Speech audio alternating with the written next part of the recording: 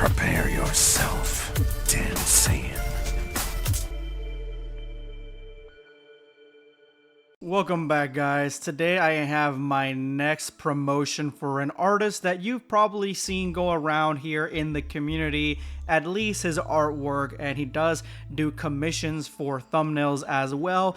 And again, all the links are going to be in the description below in the top comment. The main link for the art that I'm promoting in this video plus his actual page are going to be both down there, so make sure you go ahead and check out this artist. This is Daniel Arts.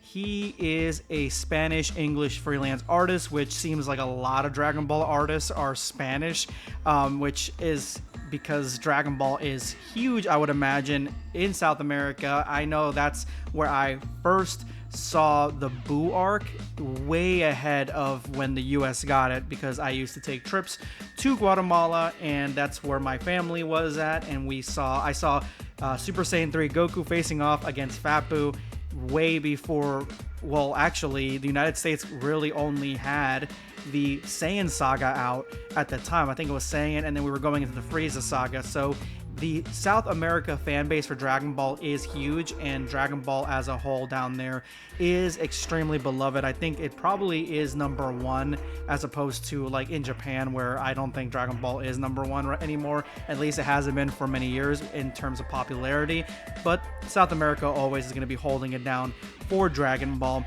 But this guy, he does commissions, he does OCs, other Dragon Ball and other animes, and he's got a very distinct style in the fact that he does Dragon Ball very similar to Yamamuro in the style that he uses. I think it's more like old Yamamuro. So this is the artwork that I'm talking about today. And out of all his artwork, why am I talking about this one specifically? Well, it caught my eye. It's Majin Kuu. Of course, I don't have the greatest love for Majin Kuu. You guys know that.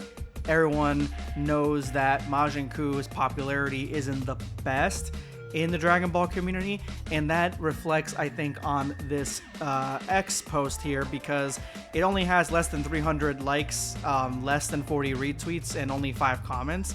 We can bump up those comments, guys, and give this guy some love. I would appreciate it if you guys go ahead and support him and go ahead and like all his stuff and follow him on X. But the reason that I chose this artwork as opposed to everything else, and in this series I will have videos where I do the same artist multiple times if their art catches me, because I want to talk about their art.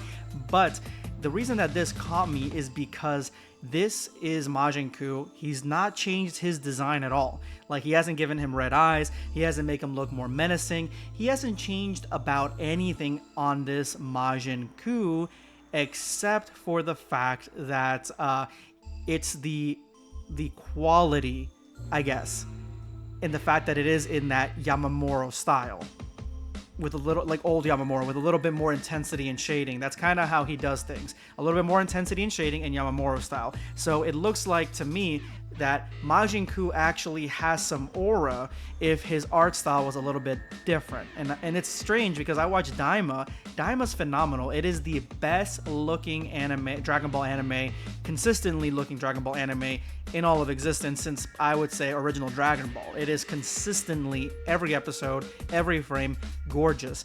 But for some reason, even though the artwork for Majin Kuu is good, it is not great. It doesn't give him any aura whatsoever. It doesn't make him menacing whatsoever. It doesn't make him look like intense enough, in my opinion, or villainous enough, in my opinion. And again, I think it's because of the style. Like, this looks like he could be a villain.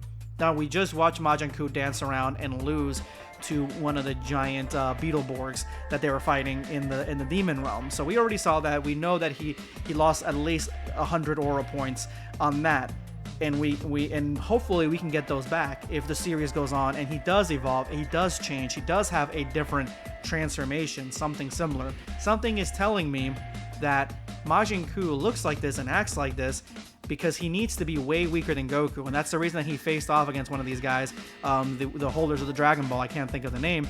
That's the reason he fought one and lost, because it's supposed to gauge that his strength is weaker here, because he is weaker and he is a Cyberman. But guys, I think that they are priming us for him to evolve So he is around that Super Saiyan 3 level because he can't go past Super Saiyan 3 really. Maybe a little bit, but maybe on par. There is a limit to how strong this character realistically can get because Dragon Ball Super exists and Goku said Beerus is the strongest. So I think that personally he's going to get stronger. Going back to this artwork though, I think it looks really good. The shading is really good.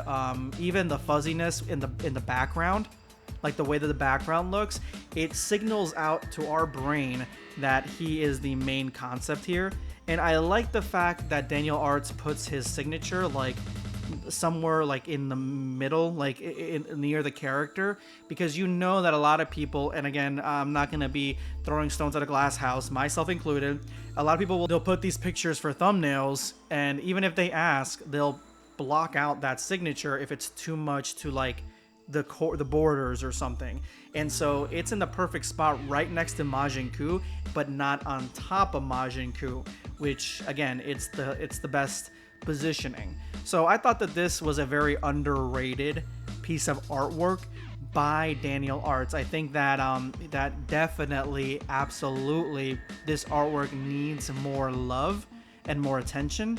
And I'm actually curious to see how much of an influence this video can have on this artwork, because this artwork is not in the thousands of likes, it is in the hundreds, so we can actually see it in real time. And if you guys do your thing, we can get there and see if we can bump up this piece of artwork and promote it. And if you guys go there, let him know Blackscape sent you, because he actually follows me.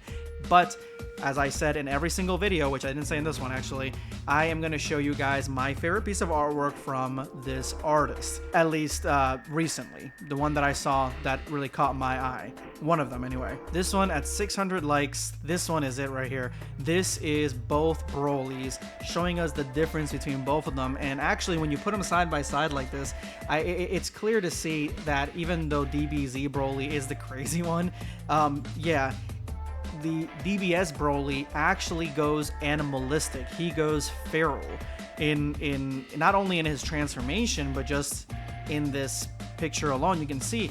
And I think that that's the main difference, that when Broly in DBS, he goes berserk and he goes Ikari, when he does those things, he actually ends up becoming more animalistic, while the original Broly, when he transforms, he becomes a complete and utter psychopath. That's what this artwork kind of represented for me, that there's a clear difference between these two legendary styles. And I just love how unique it is, with it being like a split between both, but they're kind of conjoined together, like conjoined twins. I don't know. I think that this one is really hard. I think this one's amazing. Go ahead and check out Daniel Arts. Oh, and I still don't have a flow for this video, so I'm going to go ahead and rate the original Majin Kuu artwork 2 out of 3 stars. Not a masterpiece, but really, really good. And I think that it could use a little bit more zest to it, just like this DBZ and DBS Broly artwork had.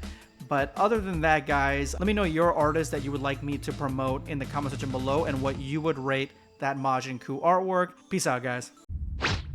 Subscribe for more content. Or perish.